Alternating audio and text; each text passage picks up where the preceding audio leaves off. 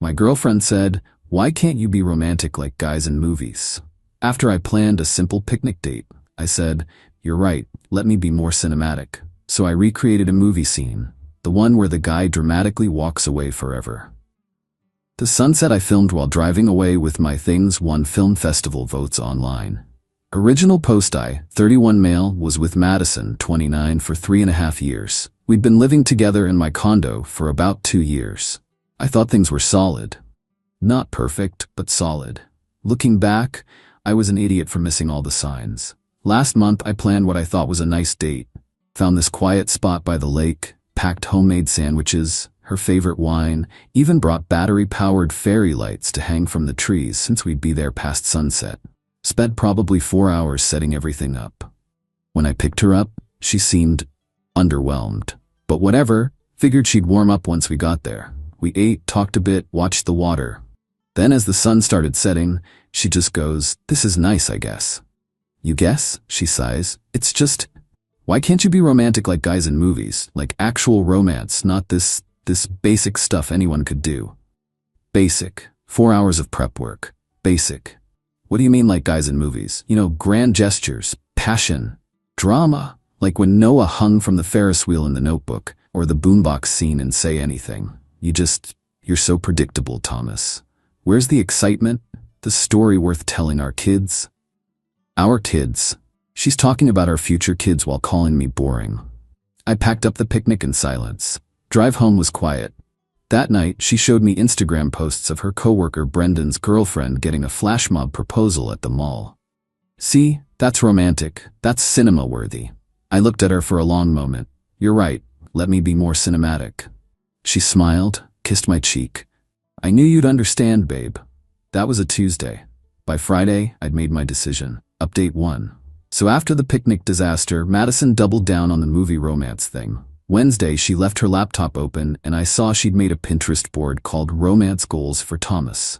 It had like 200 pins, helicopter rides, surprise trips to Paris, elaborate treasure hunts ending in jewelry.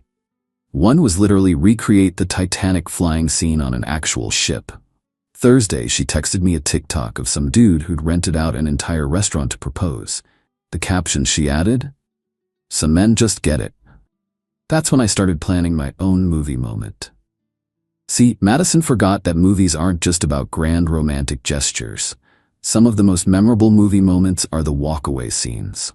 The moment the protagonist realizes they deserve better and just leaves. Friday afternoon, I took a personal day.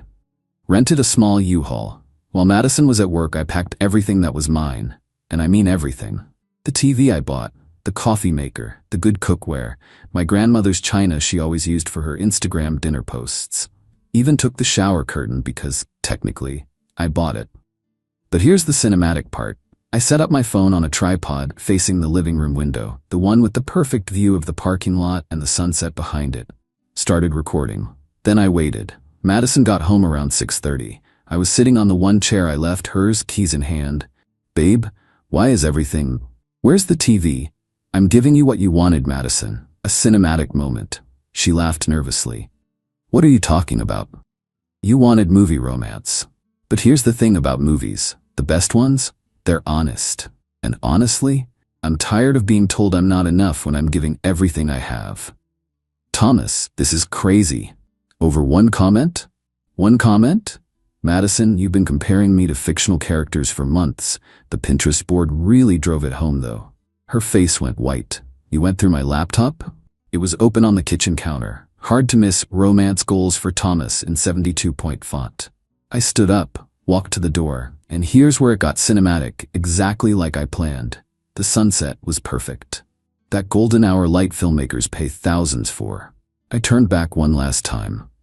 You want a movie moment? Here's one. Sometimes the guy realizes he's been cast as a supporting character in his own relationship, and sometimes he rewrites the ending. Walked out. Got in the U-Haul. Drove away as the sun set behind me. All of it caught on my phone camera through the window. The best part? The video was still recording when she ran to the window, saw the empty parking space where my car used to be, already at my buddy Derek's place, and just stood there with her mouth open. Pure cinema. Update 2. The video went viral on TikTok in like 36 hours. My cousin convinced me to post it with the caption, "She wanted movie romance." I gave her the ending of 500 Days of Summer. 1.2 million views. The sunset really did make it look like an actual movie scene. But let me back up to what happened right after I left. Madison called 18 times that first night.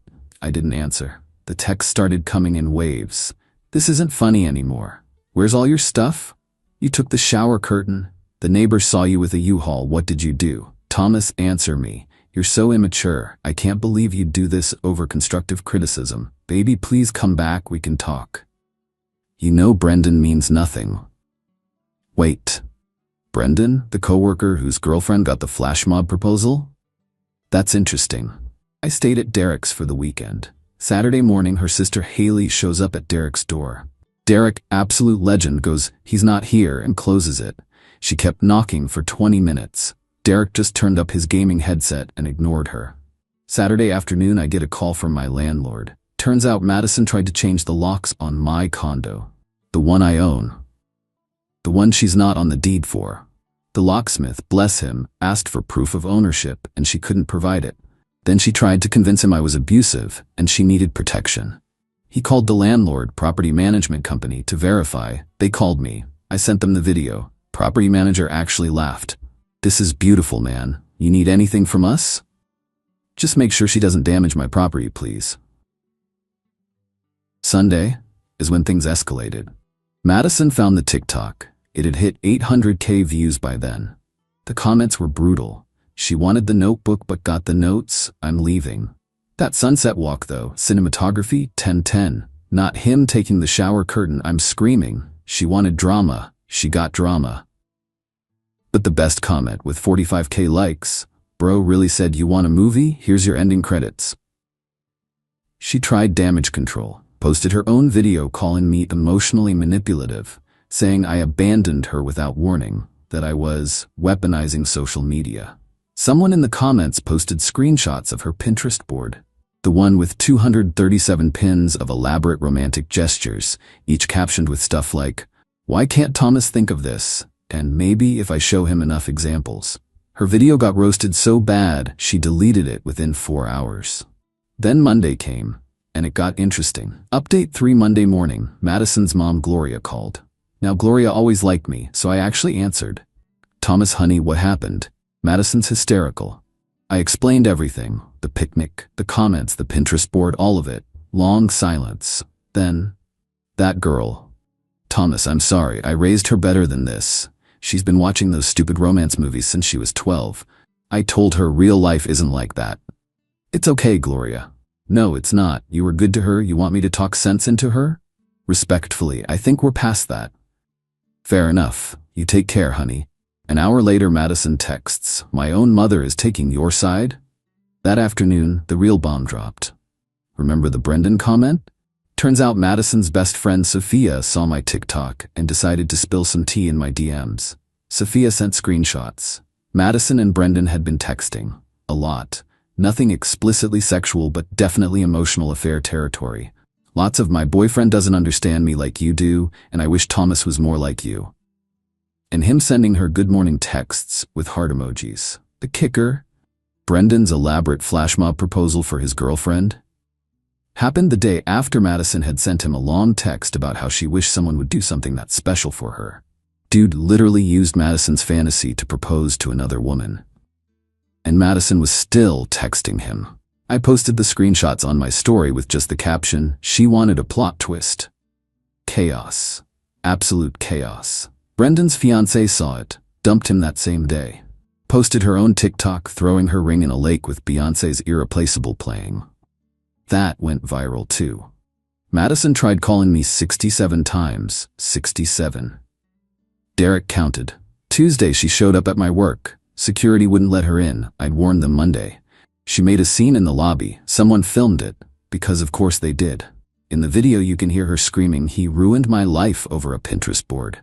Random dude in the lobby. "Nah, you ruined it wanting Hollywood instead of happiness." She turned on him. "Who are you?"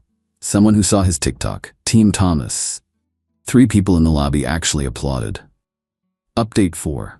The entitlement escalation was swift and spectacular. Wednesday, Madison hired a lawyer, an actual lawyer, sent me a formal letter demanding compensation for emotional distress, $5,000, return of shared property. She claimed I stole half the value of improvements she made to my condo. She bought throw pillows. Take down all social media posts. A written apology for defamation. My lawyer, Derek's brother, conveniently responded with receipts for everything I took, all mine. Screenshots of her Pinterest board publicly humiliating me. Her texts with Brendan. A reminder that she has no legal claim to my condo.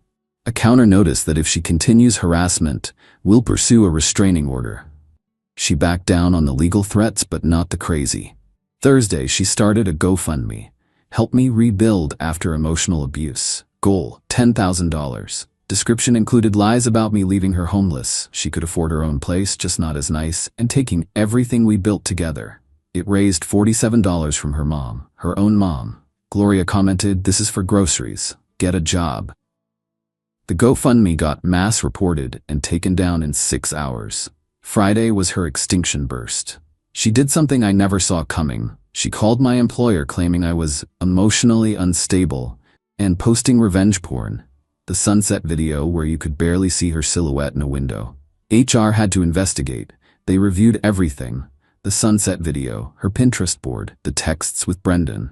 My boss, Patricia, who's been married 30 years, literally said, "This is the most justified breakup I've ever seen. Also, that sunset shot is gorgeous."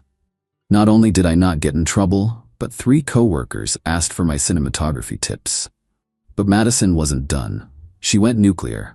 She found my dating profile on Hinge. I'd made it Wednesday night, sue me, and started making fake profiles to match with me. The messages were unhinged. "This is what you wanted? To replace me?